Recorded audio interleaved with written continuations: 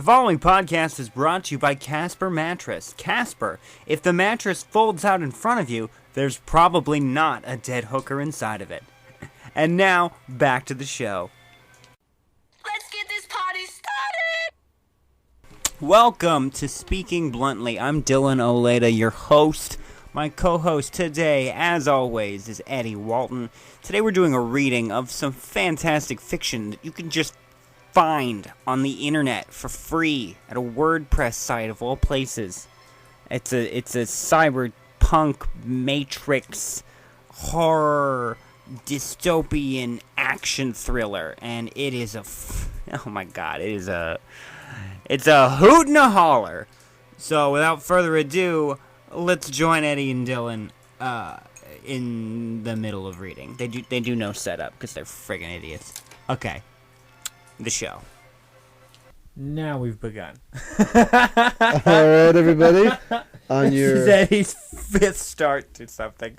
on your tablets or cell phone devices, I want you Yes, we are actually recording. Killer. to go to outsiderlogicbooks.wordpress.com. Oh, I just Googled it. Actually sending me to a URL.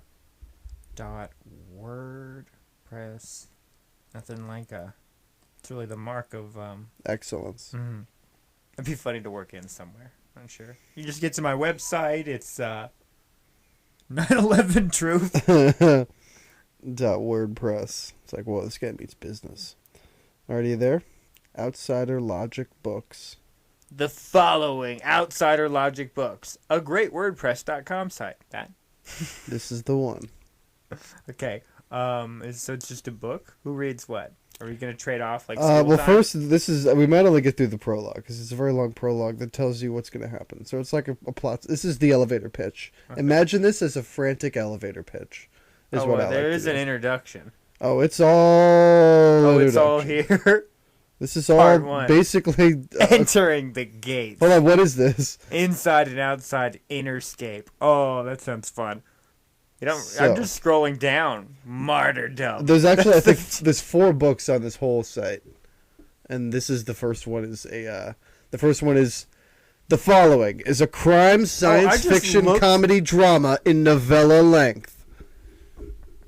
It's like right there where I accidentally talked with you. I'll just cut that out.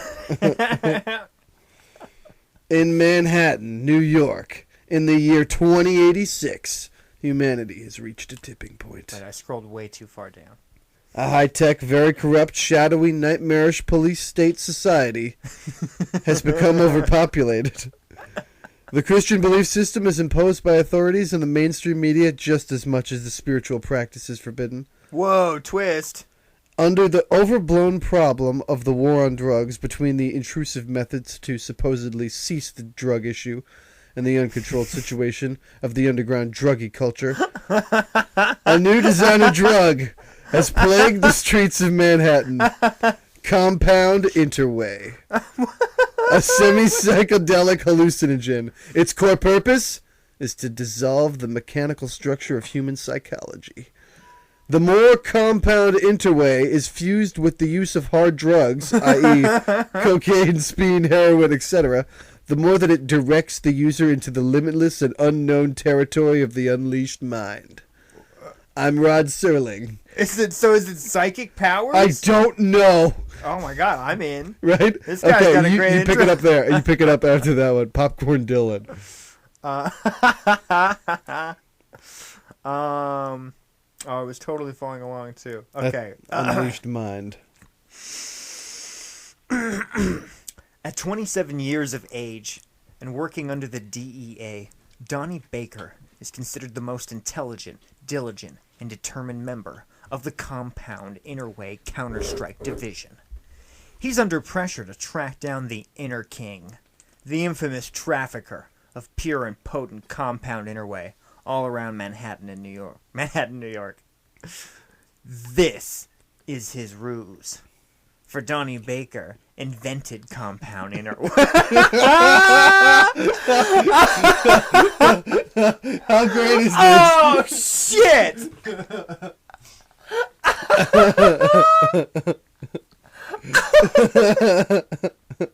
It's all a ruse. Oh my god! I was like, I thought that was going to be used incorrectly, because, I mean, what do you mean it's all a ruse? You've just given me a character to what? Donnie Baker invented Compound Interway. He's both a frequent user of Compound Interway, as well as various other controlled drugs, as well as the Inner King. Donnie Baker soon passes through the gates inside and outside of Interscape, which guides our halfway schizophrenic hero through his surrounding environment. He soon meets up with Justin Reed, a desired underground author who explains to Donnie that he resides in Interscape and that he's working on the story Interscape, the fictionalized non-fiction autobiography of Donnie Baker. Justin explains that he's also working on a social experiment to fuse Interscape with the present world, in effort to dissolve as many elements of known reality as possible. But is Justin Reed everything he seems? I want to unmake reality, but can I trust this guy? You sound like the baddest guy ever. I don't even see what your plan really is going to do. But can I really trust you?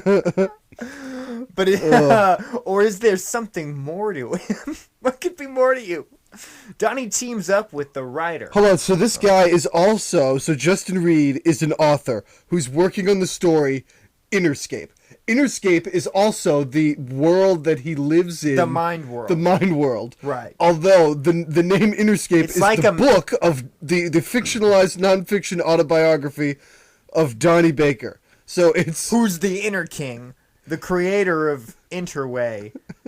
Compound Interway. Compound Interway. There's too many inners. I know. Compound Interway, the crazy drug that is also a weird drug because you need to take other drugs with it. Well, it seems like you could take it and just be fine, but if you take it with hard drugs, i.e. cocaine, speed, or heroin, you'll get limitless unpotential into the untapped mind territory. But is it also... I thought it was influenced by what drug you took. Like, you also got super cocaine. Like, he took Interway. It was like charging up whatever drug you took. We're still recording, right? Okay, good. Okay, let's get back to this. Yes. I'm sure it'll explain itself. The fiction. This is giving us a lot of cards up front. Yeah. I don't feel I know enough about what this world is. I'm just getting... Well, it's Manhattan 2086. Right, but I'm just getting... I don't really understand what the Interscape is. I don't either. I'm just being told plot points. Which is like, whoa, okay, that could have been cool to learn in a movie. Okay, here we go. Donnie teams up with the writer, who goes far in the shadows of the underground to form a shadowy religious cult. In the shadows. Within time, things slowly spiral, more and more volatile. And the lines between morality, immorality, the chaotic, extensive fantasy, the brutal mechanics of reality, and everything in between blur through until everything, the unknown, unleashed territory of Interscape makes its mark, and the world becomes as similarly surreal as the most demented and chaotically warped video game or cartoon world. A gothic and chaotic, tyrannically fused theoretical vision of the future, and an exploration of the failure and damages of the drug war. Interscape is a science fiction, druggy crime, dark comedy drama novella that's a savage and scathing satire on the distortions of the mind. You know who I'm going to get? You know who I'm really going to satirize? Who are you going to stick The distortions of the mind is who I'm going to satirize. Oh, I hate those They've had guys. it coming, man. They have. If anyone's been stepping out of line. Oh, them and the narrowed environment of the distortions of the mind that, it delivers. Interscape takes you on a ride into the limitless, lawless, disorganized, warped, and nightmarish shadow world, which partially exists and partially doesn't. And the world of a false prophet, Justin Reed, in which there is also no limits and no breaks. And then a quote from Benjamin Franklin. They can give up essential liberty to obtain a little temporary safety. deserve neither liberty nor safety. Benjamin Franklin. Interscape. Interscape. Who's it written by? By Justin L. Reed. Oh, yes. He's in his own book. There's one evil shadow god that Donnie Baker has to kill. Me. All right, so. Wow, damn, dude, that was twist after twist. He was behind it all. I wonder what's going to happen to Donnie Baker. Copyright 2006. This is fresh. This is off the presses, bro. Someone just made this.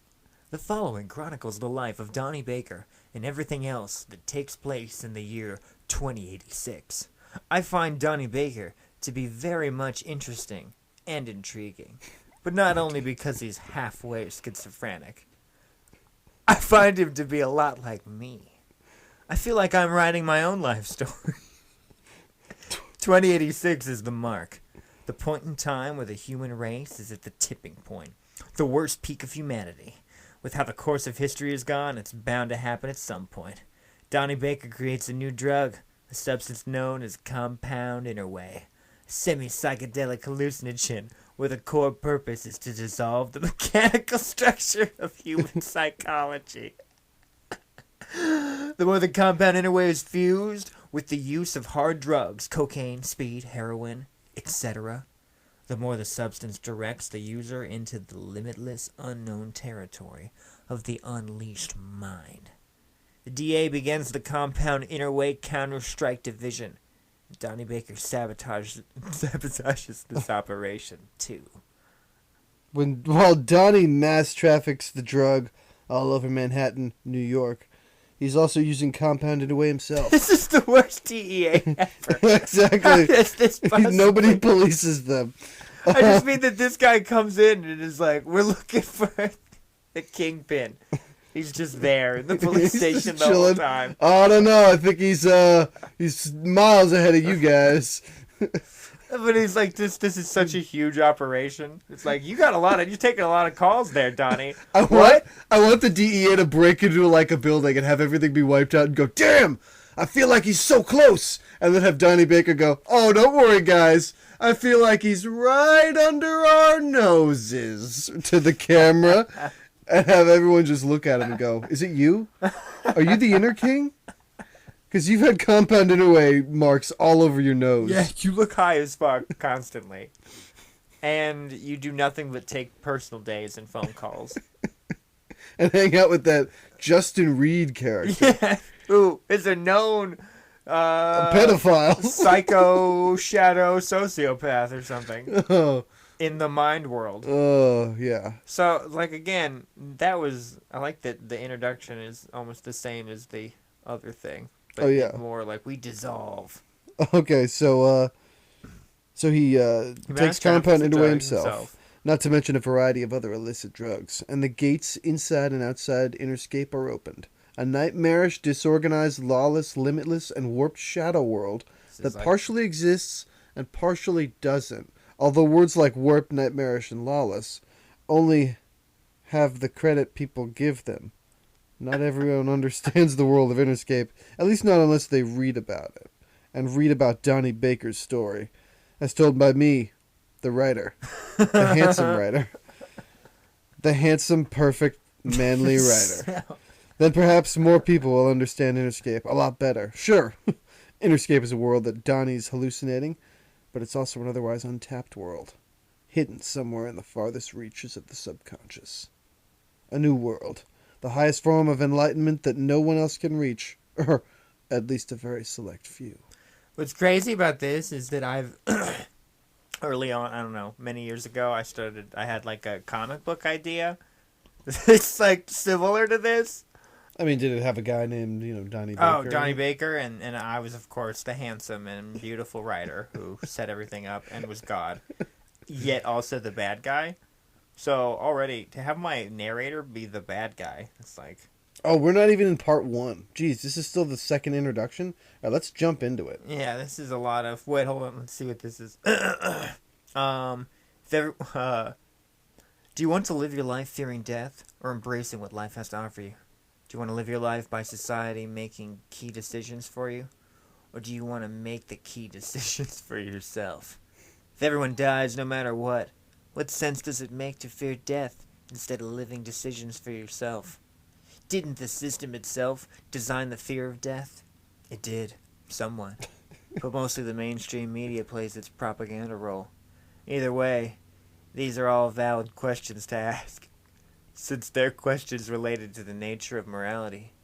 And no matter what, both morality and large-scale societies' inability to cope with loss is the only elements that are inarguable. Oh, what? Oh, God. Dude, this guy got a great vocabulary. Doesn't he? He uses so many big words right after one another. So many introductions. Inside the Mind, Justin Reed. Oh, finally. If it was up to me to design any drug, I would design a semi-psychedelic It's all the same thing. This is just a character breakdown, practically. Go down a little bit more to... Chaos will always exist in the shadows of society anyhow. I like that, though. That's a Justin L. Reed quote. You heard it here. Go down to But one like martyrdom. Anyhow. It's comma anyhow. Just an odd... Like if Joker, I'm an agent of chaos. Anyhow. Anyhow. I'm gonna do my laundry And then to now. sign off there, it's like, anyhow what? What do you mean? Anyhow. Well, How's your kids I'm doing? gonna just kind of peter out and wander up. Speaking of which, No, that's completely off topic. Martyrdom. Manhattan, New York. Top floor, interior of Twin Tower. Whoa, this is dated. No, it came out in 2016. It's because they rebuilt them, I guess. It's 2086, bro. They obviously knocked down the Freedom Tower in the future. Or just built another one next to it. Oh, then it's like, okay, we got him again. We tricked him. We told them it was just one, and they said they'd leave the building alone, and they're like, where'd this one come from? It just came up overnight. Had Had if you David look at it Copperfield's son to help out. from the right angle, you only see the one. So we're figuring that'll get him for a while. All right, October 18th, 2086, 10:45 p.m. I've got well-trimmed, slight volume, scruffy black hair parted at the center, and a thin, roguish face.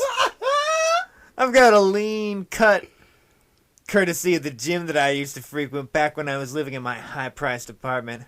I'm wearing a long, dark, midnight blue trench coat over a tailored button-down, short-sleeved, midnight blue shirt, black Dockers, and tactical boots. Bound down thick and tight in a circular wheel, based office chair, feeling like some sort of ransom hostage or eventual rape victim. Justin Reed is 8 years over myself at the age of 35. He looks like he could have been between that or my age. He's got dark brown buzz-cut moose-spiked hair and a shaved face, save for a soul patch and a slender physique, while sitting on a large aluminum desk with the aluminum bat placed next to it, holding an .85 caliber handgun. 85 caliber! Oh, man. That is... It's almost twice the size of a .45. Yeah. It's fucking huge. It's the future. He received from the black market. They don't ask questions. And neither do they record information. On the aluminum desk, there's 10 gun cartridges. A small white clock reading off the time, followed by a typewriter. What does this guy do? Why does he have a... He's setting the scene, Dylan. No, I know, but this guy, the guy in the scene, I've forgotten, he's dressed so well, and he's got this gun, but I'm pretty sure he's like the boss of like a writer or something. It's like, well, Parker, get in here! Is the writer older than him? I'm not sure. He's 35 years his senior. No, he's 35 or whatever. 8 years he worded it all weird. He did. I'm not sure yet. Okay, so you... Wearing an unbuttoned, bulky, black, and why is he followed by a typewriter? What? This is his buddy. It follows him around. No, but I just mean why? It sounds. Oh right, it's my buddy Halliburt's the typewriter. It's just a typewriter company. I came up off the top of my head. I was trying to think of a piece of a typewriter, like ribbon. But he eats ribbons. He'd be like, give me more ribbons. That'd be part of the fun. Typey. Just go easy. He could. We could have gone for typey. Keys? Oh, keys! Fuck me! Oh, shit. Okay. Well, his typewriter's name is Keys. Let's go on. Thank God we got that. Alright, that's definitely... Control save that. Absolutely.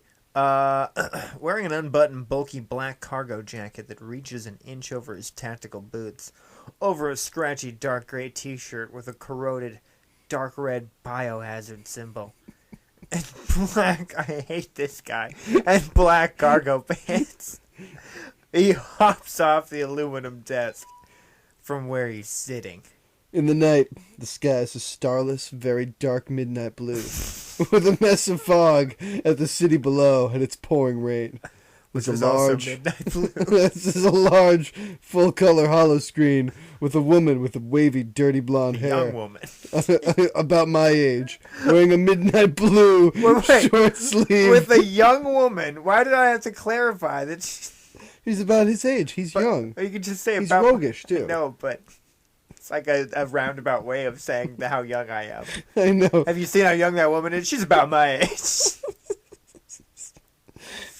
A young woman with wavy, dirty blonde hair, about my age, and wearing a midnight blue short-sleeve button-down shirt and a midnight blue dress, reading off a report about the overthrow of civil society and governments. Everything's a mess now. Everything was lost to violence and rage. The government has declared a state of emergency. Curfew is set for 8 p.m. Please stay locked indoors until the situation can hopefully be rectified. Between about every 2 to 4 hours, police choppers searchlights from actual police that haven't become part of Justin Reed's Interscape Alliance are searching for the man responsible for the fact that half the people can't even know what's real or not anymore. The man responsible for all the madness below, pandemonium in the streets, while the bombs are set in mailboxes, in ATM machines, rigged in cars, etc. What few members of the police are searching for the man, and they don't even know his name, much less what he looks like. Well, who are we looking for again? I don't know. Just keep looking. Keep the searchlights on. What if we find him? Will we know? Oh, we'll know. I mean, you see anybody wandering around, we get him. Bring him in for questioning. We shoot him on sight. We gotta bring this guy in. We said curfew at 8 p.m. It leaves a lot of time. There's 20 cases of C4 in the Twin Towers that we're in right now. 10 cases of C4 for the 5th floor. And the following suit, 10 cases on the 10th floor, all the way up to the bomb placed here on this floor. The first bomb will detonate from the bottom upward. Here we are, in the top floor of the building. The 110th floor, ground zero. See, that's funny, because it's like it's in the sky, though. It's interesting. Okay. Setting up. Oh, I get it. That's good. That's real good. The beginning of the new beginning. The moment where society refreshes itself by removing themselves from the development of civil and modern society. Justin locks a cartridge in a handgun from the magazine that was presently resting on the aluminum desk. This is gonna happen. Me and you will be a martyr for the revolution. I'm weak from all the mental stress of the turmoil of the situation. From the running. From the fighting against Justin Reed. From all of it. But I muster the words I can. This is too much. I don't want any part of this. And I certainly don't feel like dying today. Your interests are meaningless now. We're gonna die for the cause, he tells me. Justin places the handgun back on the aluminum table, arches his back, and folds his hands behind himself, marveling out the massive front window at what he's created. Or destroyed. Depending on how you perceive it. After this bomb goes off... Just to make it clear, it's up to you. Yeah, it's all in the eye of the beholder. Yeah. After this bomb goes off, all other bombs will go off in equally important government buildings, set by other people on my team. The White House, the Pentagon, various police departments, and the FBI divisions. Do you remember the ending of Fight Club? Well, this is the beginning. but 3 times as much. Maybe 4. Because this building's super big, yo. And the Pentagon. We're not just doing credit buildings. We're doing, like, the fucking everything. Not otherwise influenced by the Interscape Alliance, including each and every credit card company building still set up in Delaware. It's gonna be beautiful, but nothing like Fight Club. So if you've seen Fight Club, Don't even sweat it. Don't even worry about it. But I don't want to die, I reply. He crouches down dramatically, placing the palm of his hand on the floor. Equally dramatic. Oh man, this guy knows how to set the scene. Oh, it's so dramatic, this scene. He lifts his head upward to me. Why do you have so much concern with staying alive? Everyone dies. Time itself will kill everyone. There's a 5-second pause. We'll never grow old, never get wrinkly and weak, never have the course of time change our driven identity of the moment. Justin gets up from the floor, picks up the handgun again, and walks to me. Who's to say we'll actually die? What if Interscape is only a partial mirrored reflection of the whole? He points out the window with the handgun. Out there is all the zombies of the wasteland. That had to be under my own propaganda to free them to the cause. They'll never know what it's like to have a soul, only pretend and talk and make up superstitious stories about it. But we've achieved it. Consciousness actualized. And when we die, we'll enter the true reality, not that unreality that humanity, in its very own worst peak, constantly lies to itself, is reality. He sinks his head downward, and I begin to feel drowsy. I'm starting to fall asleep. Justin can have this sort of hypnotic effect on me. I visualize 7-second flashes of headspace in my mind, while Justin Reed paints the picture of his world for me. In the world I see, Interscape will be a temporary, fearless nightmare void. You can leave in and out of it will. There'll be fields of lush gardens and trees. Endless fields. You'll never get tired in them. I can see the lush green botanical paradise in my mind. My eyes are slowly lifting, trying to stay awake.